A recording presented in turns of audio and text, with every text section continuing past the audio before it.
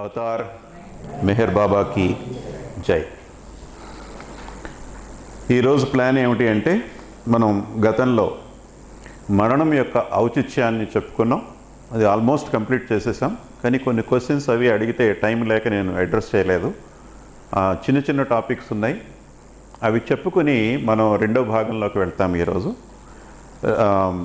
ఈ పునర్జన్మ మరియు కర్మ అనేటటువంటి డిస్కోర్స్లో రెండో భాగం వచ్చి స్వర్గము నరకం.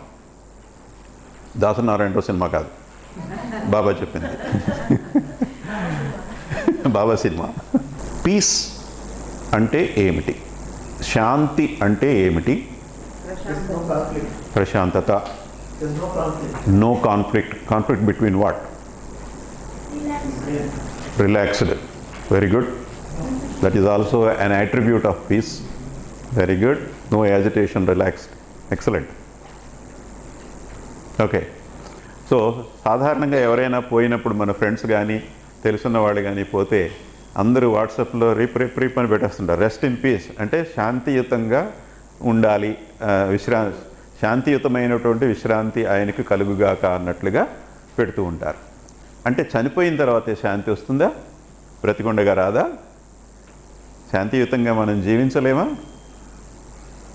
మరి నిజంగా చనిపోయిన తర్వాత ఎక్కువ శాంతి వస్తుందో పోనేమన్నా? అది కూడా కరెక్ట్ కాదు. నిజానికి చనిపోయిన తర్వాత శాంతి తక్కువ ఉంటుంది మనకి. నరకంలో శాంతి ఎక్కడ ఉంటుందండి? పొరపాటున నరకానికి వెళ్ళాం అనుకోండి, నరకంలో శాంతి ఉంటుందా? అక్కడ శుభ్రంగా బార్బీక్యూ కాల్చినట్టు కాల్స్తుంటాడు మనల్ని, నూనెలో వేసి తీసి కదా. అక్కడ శాంతి ఎక్కడ ఉంటుంది? ఉండదు. అలాగే హెవెన్లోకి వెళ్ళినా కానీ ఆనందం ఎంతో ఎక్కువైనటువంటి ఆనందం ఉంటుంది. అంత ఎక్కువ ఆనందం ఉంటే అది శాంతి ఎలా అవుతుంది? అది కాదు కదా. సో రిలేటివ్గా మనకి ఈ జన్మలోనే, భూమి మీద ఉన్న జన్మలోనే శాంతి ఎక్కువ ఉంటుంది. సెకండ్ చాప్టర్ చెప్పుకున్నప్పుడు ఆ వివరాలన్నీ వస్తాయి.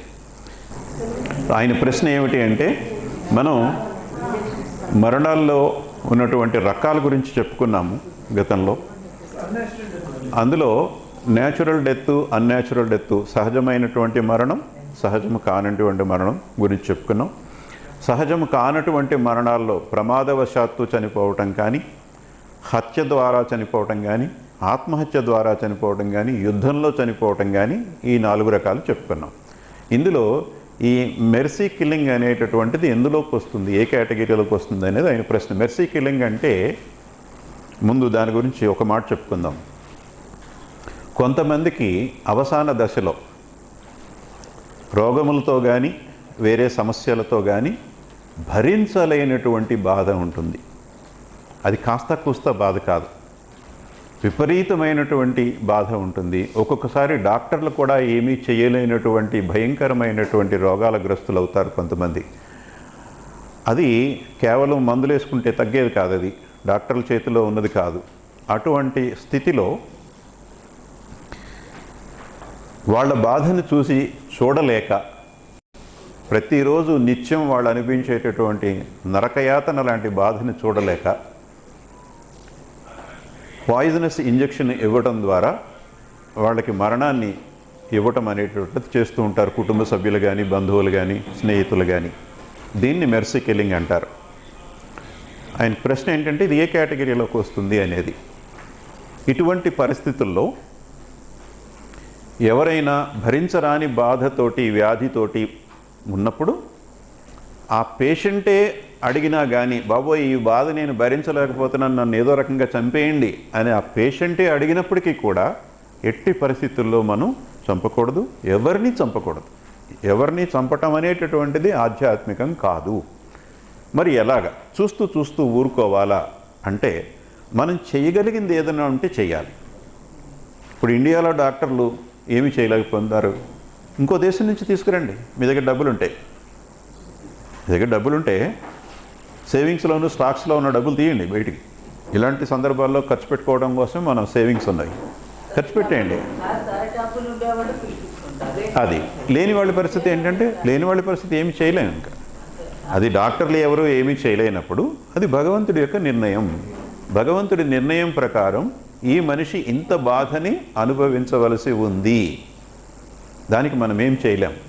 అటువంటి వ్యక్తిని మన తండ్రో, మన తాతగారో, ఇంత నిరంతర బాధని అనుభవిస్తున్నప్పుడు ప్రతిరోజు ఆయన పడే బాధని మనము చూడలేకపోతున్నాం. మనకి చాలా భారంగా ఉంది. ఈ భారాన్ని మనం మొయ్యాలి, ఆ భారాన్ని వాళ్ళు మొయ్యాలి. అంతేగాని ఎట్టి పరిస్థితుల్లో ఒకడిని చంపటం అనేటటువంటిది ఆధ్యాత్మికం కాదు. అదేవిధంగా బాధ గురించి మనం ఇంతకుముందు చెప్పుకున్నప్పుడు బాధ అన్ని వేళలా చెడ్డది కాదు.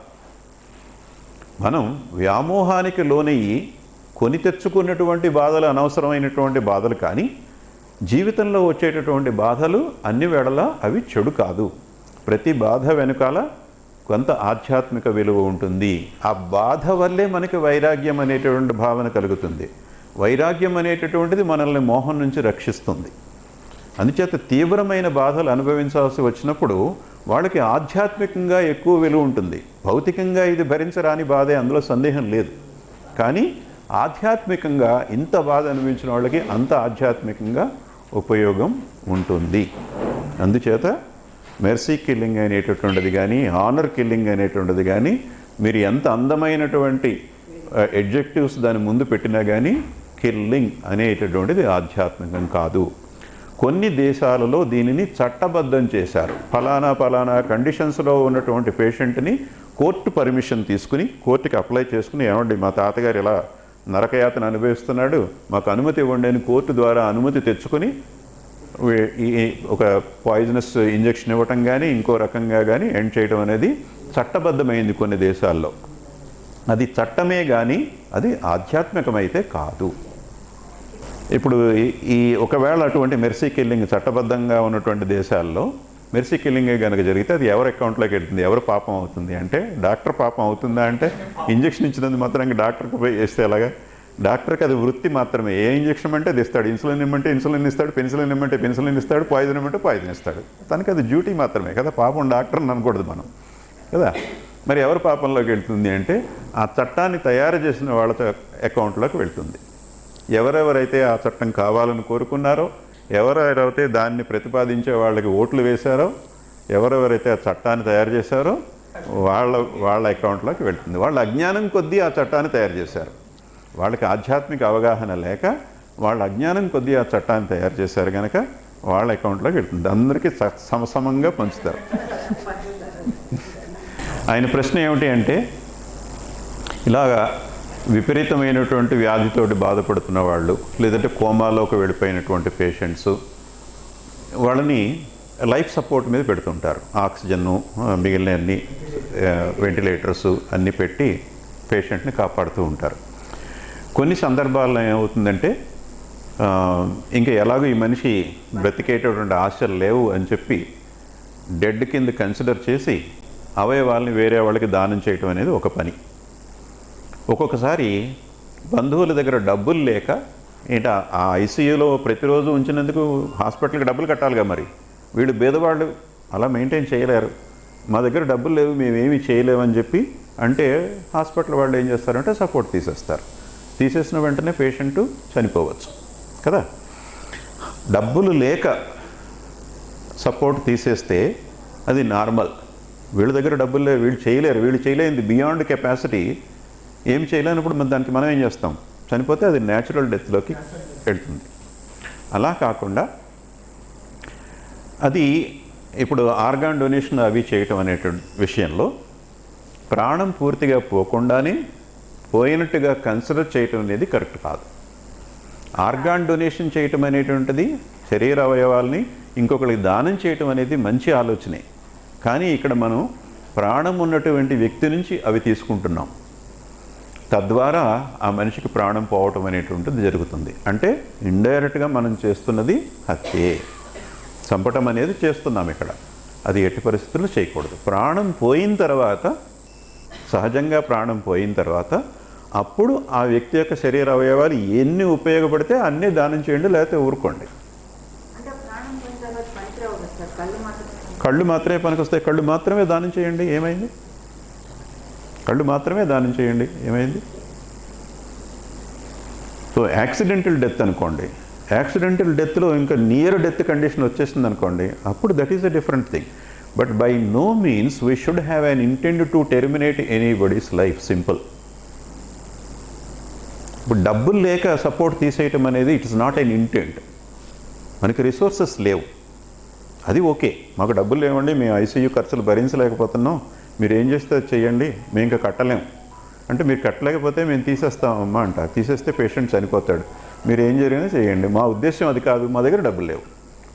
అది వేరు, అందులో మనకి ఎలాంటి ఇంటెన్షను లేదు. అంచేత బై నో మీన్స్ మనం ఒకళ్ళ మరణానికి కారణం కాకూడదు. మరణించిన తర్వాత ఏది దానం చేస్తే అది దానం చేయండి. మరణించిన తర్వాత హెయిర్ దానం చేయొచ్చు, కళ్ళు దానం చేయొచ్చు, స్కిన్ చేయొచ్చు, ఏది చేస్తే అది చేయండి. బ్రతికున్నటువంటి మనిషిని అవయవాలు దానం చేయటం అనేది కరెక్ట్ కాదు. దానం చేయటం మంచిదే అయినా ప్రాణం ఉండగా దానం చేయటం అనేది కరెక్ట్ కాదు. ఇప్పుడు కిడ్నీ దానం ఉంది, ఇప్పుడు నాకు 2 కిడ్నీలు ఉన్నా, ఒక కిడ్నీ ఇచ్చేస్తాను, దానివల్ల నా ప్రాణం పోవట్లా, అది చేయొచ్చు, అది నేను చేస్తాను, అది ఇంకొకరు కాదు. నా కిడ్నీని నేను దానం చేసుకుంటా ఒకటి, దానివల్ల నా ప్రాణం ఏం పోవట్లా, అటువంటి దానం చేయొచ్చు. ఎస్, అంటే ఆ దానం వల్ల ప్రాణం పోతుంది అంటే ఆ పని చేయకూడదు. ఒకవేళ డాక్టరే గనుక ఏమండి ఈ పేషెంట్కి ఇంకా వైద్యం పడదు, ఎన్ని ప్రయత్నాలు చేసినా ఉపయోగం ఏమీ లేదు, మా చేతుల్లో ఏమీ లేదు, మీకు డబ్బులుంటే వేరే దేశాల నుంచి డాక్టర్లను తెచ్చుకోండి, లేదంటే ఇంకా మేము చేయగలిగేది ఏమీ లేదు, అలా అని ఐసీయూలో ప్రతిరోజు పెట్టి కూర్చోవడం వల్ల మీకు డబ్బులు ఖర్చు అవుతాయే కానీ ఏమీ ఉపయోగం ఉండదు, మీ మనిషి బ్రతికే ఛాన్సెస్ 0 అని డాక్టర్ చెప్తే డాక్టర్ చేశాడు. డాక్టర్ ఇచ్చిన సలహా మేరకు మనం ఆ పని చేయొచ్చు. అలా అయితే తీసేయండి, ఇంకెందుకంటే దానివల్ల ఉపయోగం ఏముందండి, ఖర్చు తప్ప అని చెప్పి తీసేయచ్చు. అందులో మన ఇంటెన్షన్ ఏం లేదు. చంపాలని ఇంటెన్షన్ ఉందా లేదా అనేది ఆధ్యాత్మికం చూస్తుంది. లాకైతే లా ప్రకారం చేశారా లేదా, లా వైలేట్ చేశారా లేదా అనేది లా చూసుకుంటుంది. ఓకే, లా కన్నా పెద్దది లా ఆఫ్ కర్మ. ఒక దేశంలో ఉన్నటువంటి చట్టాల కన్నా, ప్రపంచంలో ఉన్న UN చట్టాల కన్నా పెద్ద చట్టం లా ఆఫ్ కర్మ. చాలా చక్కటి విషయాలు ఉన్నాయి అందులో, తదుపరి చాప్టర్స్లో వాటి గురించి తెలుసుకుంటాం. గుడ్. దయ్యాలు ఉన్నాయా?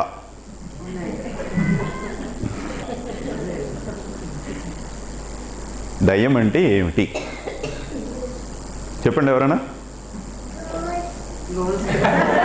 Ghost. Stand up on the chair. Stand up on the chair. Stand up. Please stand up. Give her a big round of applause. దయ్యం అంటే గోస్ట్.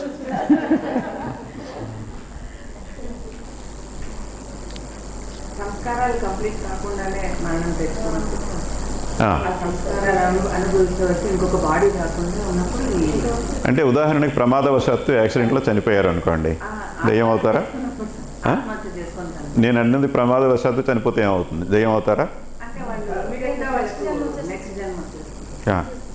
ఈ మధ్యలో ఏమన్నా అవుతారా? లేదు. ఓకే, సంబడి ఛాయముడి దేర్. మరి ప్రమాదం జరిగింది అంటే కోరికలు తీరకపోవడమే కదా. ఓకే,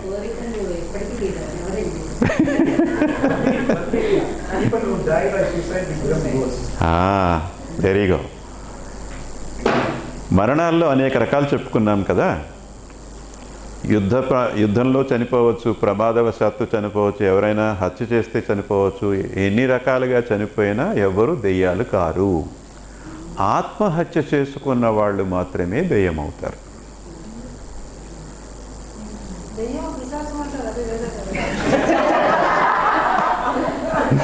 దెయ్యం అన్నా పిశాచం అన్నా ఇంగ్లీష్లో డెవిల్, గోస్ట్, స్పిరిట్ ఇవన్నీ పర్యాయ పదాలు, అన్నిటికీ అర్థం అదే.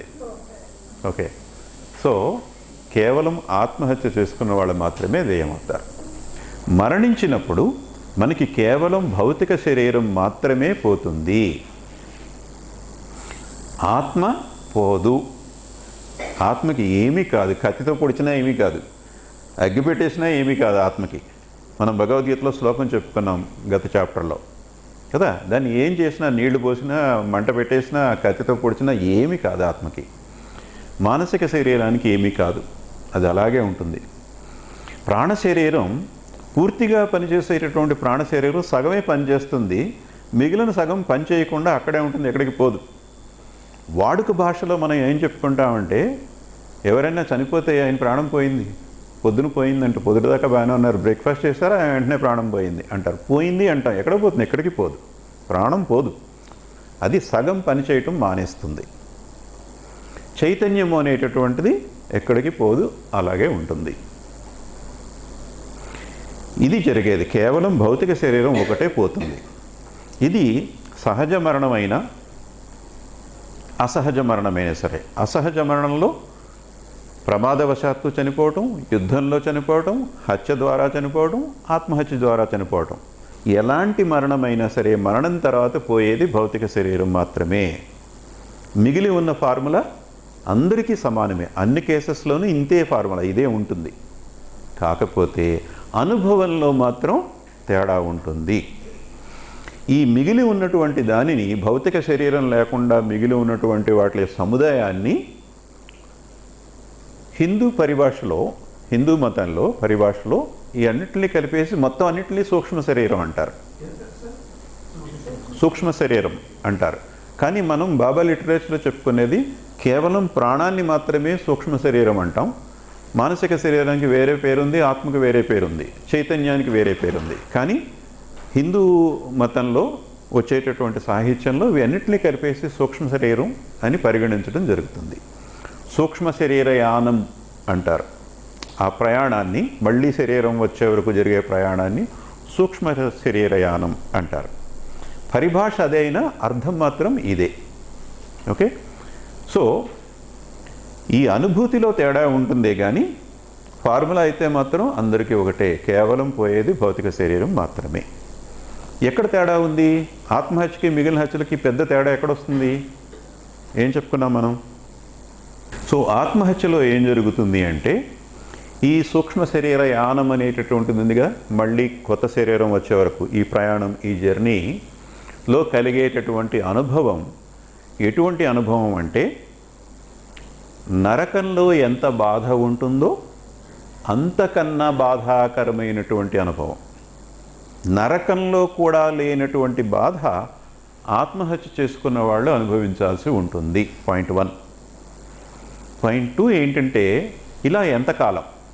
సాధారణంగా సహజ మరణం పొందిన వాళ్ళు కొన్ని సంవత్సరాల తర్వాత మళ్ళీ వాళ్ళకి జన్మ వచ్చేస్తుంది, కొత్త శరీరం తీసుకుని పాపాయిలాగా ఎక్కడో పుడతారు. కానీ ఆత్మహత్య చేసుకున్న వాళ్ళకి ఏదో కొన్ని సంవత్సరాల తర్వాత రాదు, కొన్ని వేల సంవత్సరాల వరకు ఈ నరకానికన్నా తీవ్రమైనటువంటి బాధని వాళ్ళు అనుభవిస్తూనే ఉండాలి ప్రతిరోజు. అది ఆత్మహత్య వల్ల పెద్ద తేడా. ఈ భౌతిక శరీరం పోయినటువంటి మిగిలినటువంటి ఈ సముదాయానికి, ఆధ్యాత్మిక సముదాయాన్ని మనం దయ్యం అని, భూతమని, పిశాచమని రకరకాల పేర్లతో పిలవటం జరుగుతుంది. ఇది దయ్యం గురించి. ఇప్పుడు నెక్స్ట్ క్వశ్చన్ ఏమిటి అంటే, దయ్యాలు పీడిస్తాయా? వాళ్ళని వీళ్ళని పట్టుకుని పీడిస్తాయా? అవును అని చెప్పారు బాబా.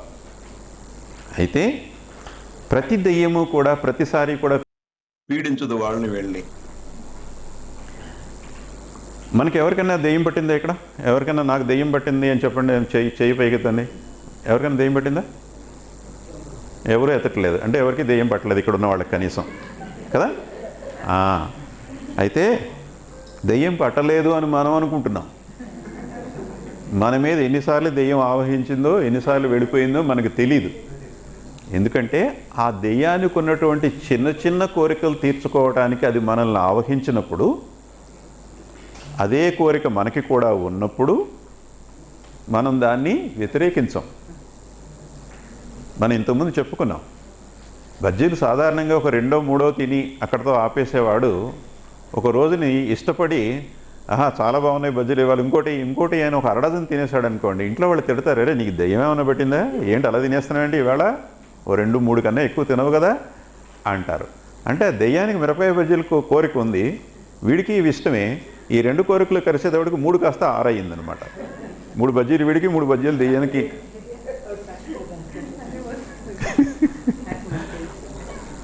ఆ విధంగా ఇతర శరీరాలని దయ్యాలు ఆక్యుపై చేసి వాటి కోరికలు తీర్చుకుంటాయి. అవి చిన్న చిన్న కోరికలు అయినప్పుడు మనకి తెలియవు.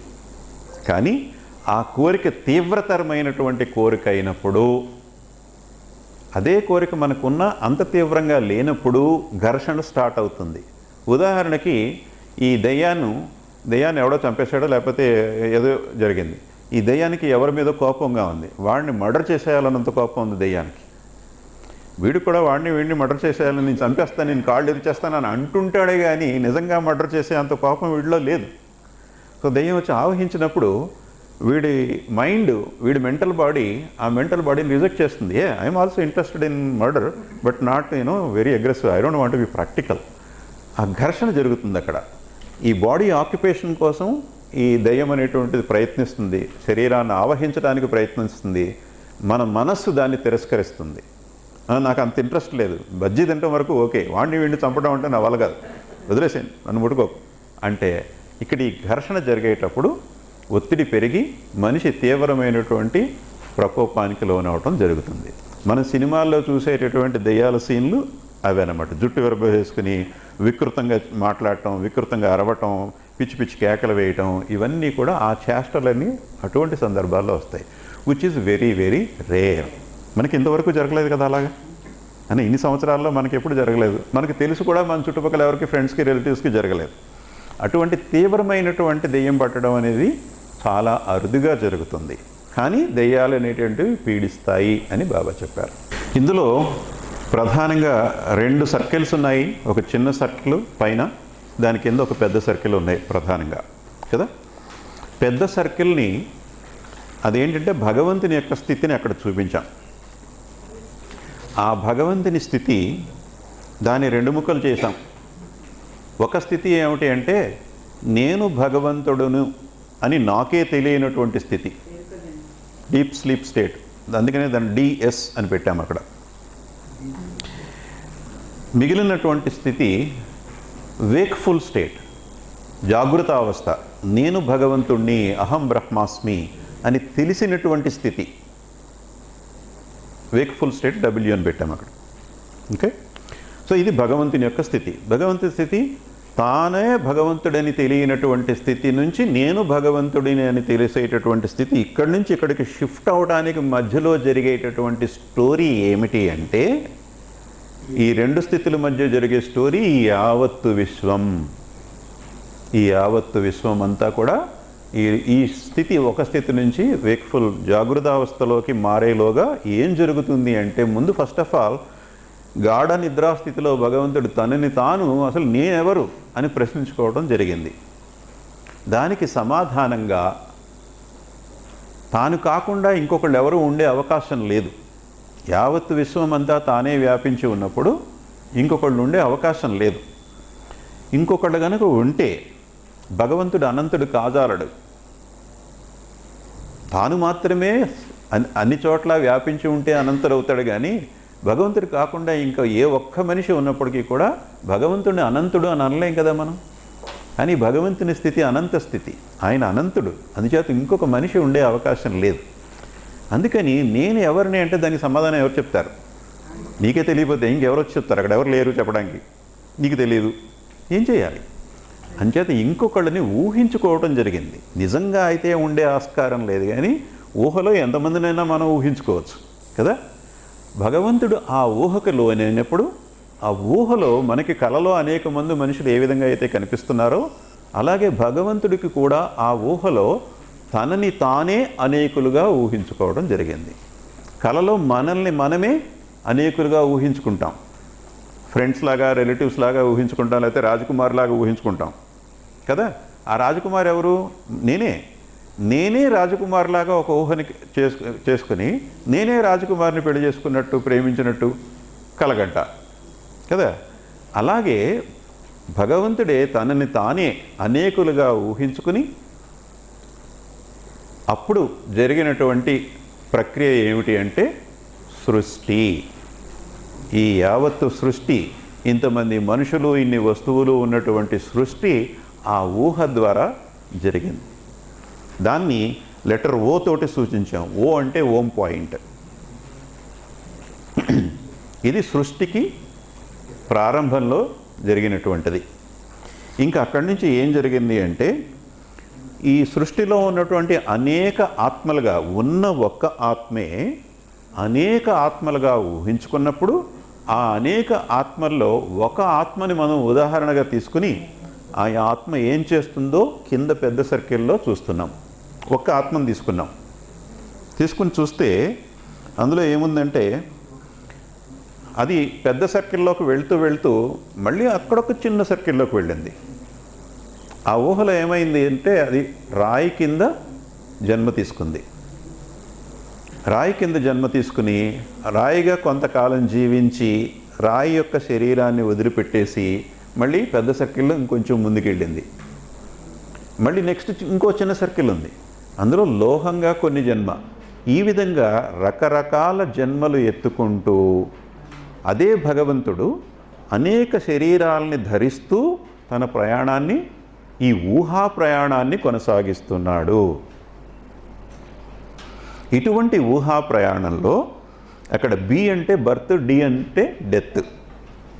ఓకే, ఈ డెత్కి నెక్స్ట్ జన్మకి మధ్యలో ఉన్నదాన్ని హెచ్తో సూచించడం జరిగింది.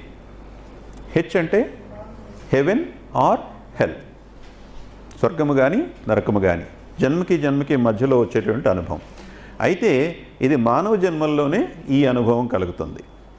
ఈ విధంగా ఒక శరీరాన్ని తీసుకోవటం, ఆ శరీరంతో కొంతకాలం జీవించటం, ఆ శరీరాన్ని విడిచిపెట్టి స్వర్గము లేక నరకం అనేటటువంటి అనుభవానికి లోనవ్వటం, ఆ శరీరాన్ని వదిలిపెట్టి మళ్ళీ కొత్త శరీరాన్ని తీసుకోవటం, కొత్త శరీరంతో మళ్ళీ కొంతకాలం జీవించటం, మళ్ళీ స్వర్గము లేక నరకం అనే అనుభవం పొందటం, ఇంకో కొత్త శరీరం తీసుకోవటం, ఈ విధంగా మన ప్రయాణం కొనసాగుతూ ఉంది. ఈ విధంగా మనం రాళ్లలాగా, లోహాల్లాగా, చెట్లలాగా, క్రిమికీటకాదుల్లాగా, జలచరాల్లాగా, పక్షుల్లాగా, జంతువుల్లాగా అన్ని రకాల జన్మలు ఎత్తిన తర్వాత మానవ జన్మకి వచ్చాం. ఇదంతా ఒక సుదీర్ఘమైనటువంటి ఊహా ప్రయాణం మాత్రమే. ఈ ప్రయాణంలో ఎప్పుడూ కూడా చనిపోవటం అనేది జరగటం లేదు, అది గమనించాలి. ఈ పటం యొక్క ఉద్దేశం ఏమిటి అంటే unbroken journey of the life. మనం ఎప్పుడూ కూడా కంప్లీట్గా ప్రయాణం ఆపేసుకుని కూర్చున్నది ఎక్కడా లేదు. మనకు ఉన్నటువంటి శరీరాలు మారుస్తున్నామే కానీ మన ప్రయాణం ఎక్కడా ఆగటంలా. అలాగా మానవ జన్మ వచ్చిన తర్వాత 84 లక్షల జన్మలు ఎత్తిన తర్వాత చివరిసారిగా మనకున్న శరీరాన్ని వదిలిపెట్టేసి అప్పటికి నేను భగవంతుడిని అని తెలుసుకుని ఈ చిన్న సర్కిల్ పైకి వచ్చేస్తాం. అప్పుడు వచ్చేసి నేను భగవంతుణ్ణి అని ఎరుకతోటి భగవంతుని స్థితిలో ఎల్లకాలము ఉంటాం. అంటే 84 లక్షల చక్రాలు వేయడానికి చోట్లేదు అక్కడ, అందుకని కంటిన్యూషన్ అనమాట 84 lakhsకి. సో ఈ విధంగా మన యొక్క ఉనికి అనేటటువంటిది ఎప్పుడూ ఉండినే ఉంది. మన ఉనికిని ఎప్పుడూ మనం కోల్పోలేదు, మనం ఎప్పుడూ మరణించలేదు. మరణించేది కేవలం మన భౌతిక శరీరం మాత్రమే. మనకు ఒకటే భౌతిక శరీరం లేదు, కొన్ని కోటాను కోట్ల శరీరాల్లో మరణించాం మనం. మన యొక్క శరీరాలు కొన్ని కోటాను కోట్ల సార్లు మరణించాయి, ఇంకా కొన్ని లక్షల సార్లు మరణిస్తాయి. మన శరీరం మాత్రమే, మనం అనేది ఎప్పుడూ మరణించాం. ఇది ఎడతెరిపలేనటువంటి జీవనము, అన్బ్రోకెన్ లైఫ్. ఇది మనం చెప్పుకున్న వాటిలో దానికి ఈ పిక్చర్ తీసుకొచ్చాను, ఆ విషయం మీకు అర్థం కావడం కోసం. మనం గత చాప్టర్లో ఏమని చెప్పుకున్నాం, మనకు మరణం అనేది ఎప్పుడు లేదు అన్నాం. మరణం ఉన్నది మన కేవలం మన భౌతిక శరీరం, మనమే ఆ భౌతిక శరీరమే మనం అంతా కాదు. మనం భౌతిక శరీరం అనేది మనలో ఒక భాగం మాత్రమే. మనకి ఇంకా బోల్డు భాగాలు ఉన్నాయి. ఏమిటవి? మానసిక శరీరం, ప్రాణ శరీరం, చైతన్యం, ఆత్మ, ఇన్నున్నాయి. ఇదంతా మనం ఒక భౌతిక శరీరం మాత్రమే మారుతూ ఉంది. నేను ఎవరిని అనే ప్రశ్నకి సమాధానం కోసం విశ్వం అనేటటువంటి ఊహ జరిగిందని చెప్పుకున్నాం. ఏది నిజమైన జీవితం, ఏది నిజం కాని జీవితం అంటే భగవంతుడుగా ఉన్నది మాత్రమే నిజం, భగవంతుడు మాత్రమే నిజం, బ్రహ్మ సత్యం జగన్మిథ్య అని అనేక సార్లు చెప్పుకున్నాం మనం. ఈ రాతి దగ్గర నుంచి అనేక రకరకాల జన్మలను ఎత్తి, మానవ జన్మ ఎత్తి 84 లక్షల జన్మలు పూర్తి చేసి మళ్ళీ భగవంతుడిగా స్థితికి వచ్చి నేను భగవంతుడిని అని తెలుసుకునే వరకు ఇది అంతా కూడా నిజమైనటువంటి జీవితం కాదు, కాల్పనిక జీవితము, ఊహాత్మకమైనటువంటి జీవితం. ఇది కాదు నిజమైనటువంటి జీవితం. భగవంతుడిగా ఉన్నదే నిజమైన జీవితము. అయితే ఇప్పుడు మన జీవితాలన్నీ నిజమైనవి కాదా అండి అని చెప్పి మనం కృంగిపోవాల్సినటువంటి అవసరం అయితే లేదు. ఎందుకు అంటే ఈ యూనివర్సల్ ప్రాసెస్లో మనం రాయిలాగా, లోహంలాగా, చెట్టులాగా ఇన్ని రకాల జన్మలు ఎత్తటం ద్వారానే నేను ఎవరిని అని నన్ను నేను అడిగిన ప్రశ్నకి సమాధానం వస్తుంది. ఈ యూనివర్సల్ ప్రాసెస్సే గనక లేకపోతే, ఈ ఫాల్స్ లైఫ్సే గనక లేకపోతే నేను ఎవరిని అనే ప్రశ్నగానే మిగిలిపోతుంది, దానికి సమాధానం రాదు. భగవంతుడు నేను ఎవరిని అని అడిగాడు, ఆయన తెలియదు, ఇంకొకళ్ళు లేరు చెప్పడానికి, సమాధానం రాదు. ఆ సమాధానం రావటానికి ఉపయోగపడేటటువంటిది ఈ యావత్తు విశ్వ కార్యక్రమం. ఈ విశ్వం కొన్నటువంటి ఔన్నత్యం అది మనల్ని గాఢ నిద్రావస్థ నుంచి మేల్కొల్పి నీవు భగవంతుడు అని నిన్ను నువ్వే తెలుసుకునేలాగా చేసేటటువంటిది ఈ యావత్తు విశ్వం. అందుకని ఈ విశ్వంలో ఏం జరిగినప్పటికీ కూడా, కొన్ని మనకి కష్టంగా ఉన్నప్పటికీ కూడా అవి అంతర్లీనంగా మనకి ఉపయోగపడేటటువంటివే. కొన్ని పరిస్థితులను మనం భరించలేనప్పుడు ఇదేం బతుకురా బాబు, నాకు చావన్న పెట్టావు కాదు అని అనుకుంటాం మనం. ఈ విశ్వంలో కలిగే ప్రతి అనుభవము కూడా మనల్ని గాఢ నిద్ర నుంచి మేల్కొల్పి మన స్థితి భగవంతుడని చెప్పటానికి ఉపయోగపడేటటువంటిదే. అది ఈ విశ్వ కార్యక్రమం యొక్క ఔన్నత్యం. Okay, are we good so far? That completes the first part. డెత్కి సంబంధించి మరణం యొక్క ఔన్నత్యం, మరణం అంటే ఏంటి, మరణాలు ఎన్ని రకాలు ఉంటాయి, మరణించినప్పుడు ఏం జరుగుతుంది,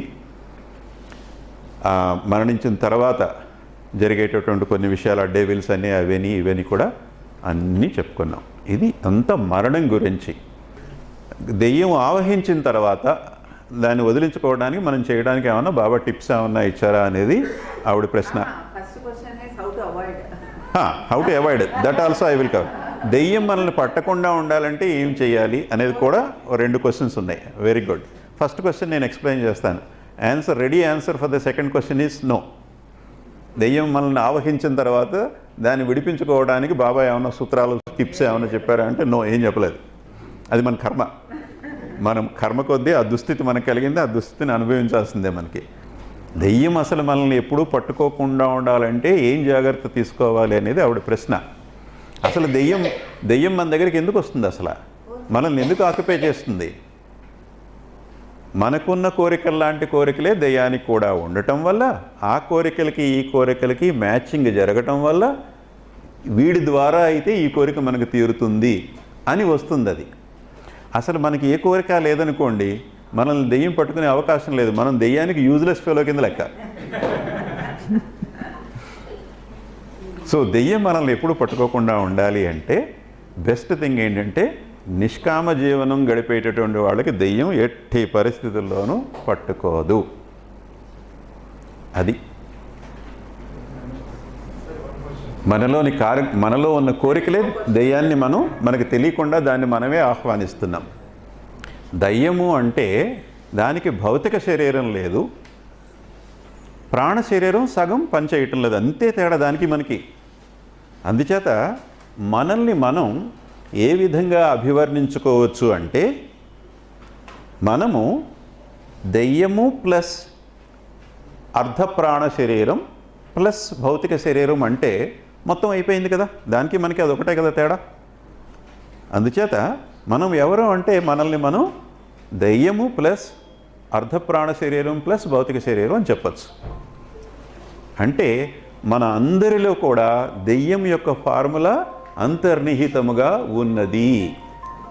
మన అందరిలోనూ ఒక దెయ్యం ఉండనే ఉంది. భౌతిక శరీరం పోతే అది బయటపడుతుంది, వెళ్ళి హెరాస్ చేస్తుంది. మనం బతికున్నప్పుడు మనం హెరాస్ చేయట్లేదా? మనం బ్రతుకున్నప్పుడు ఇంట్లో వాళ్ళని బయటని ఫ్రెండ్స్ని వాళ్ళని వెళ్ళి మనం హెరాస్ చేయట్లేదా, విసిగించట్లేదా? కోపాలు తాపాలు గొడవలు చికాకులు ఇవన్నీ రావట్లే మనకి? ఇవన్నీ మనలో ఉన్న దెయ్యమే. భర్తలో ఉన్న దెయ్యం భార్యలో ఉన్న దెయ్యం రెండు కొట్టుకుంటున్నాయి. మేనేజర్లో ఉన్న దెయ్యం ఎంప్లాయీలో ఉన్న దెయ్యం కొట్టుకుంటున్నాయి. రూమ్మేట్ ఏలో ఉన్న దెయ్యం రూమ్మేట్ బీలో ఉన్న దెయ్యం కొట్టుకుంటున్నాయి. ఒకళ్ళనొకళ్ళు హెరాస్ చేసుకుంటున్నారు.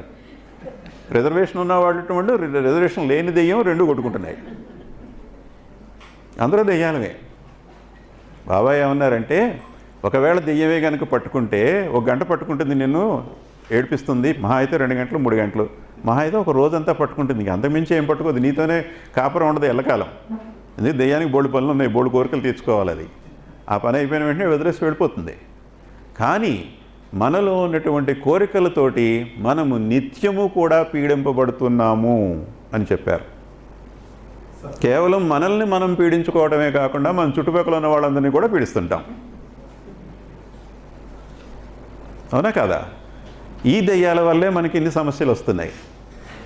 అంచేత మనలోంచి ఉన్న దెయ్యాన్ని మనం బయటకు గెంటేయాలి అంటే మనలో ఉన్న కోరికలను బయటకు గెంటేస్తే చాలు.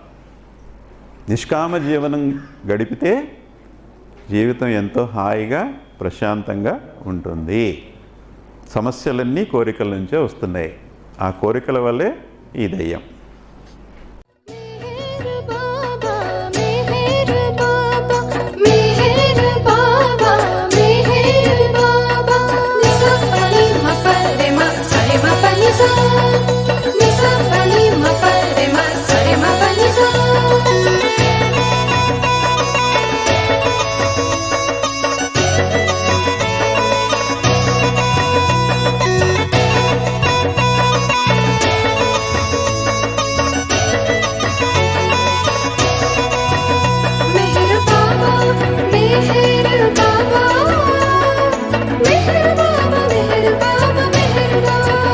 मेहर बाबा मेहर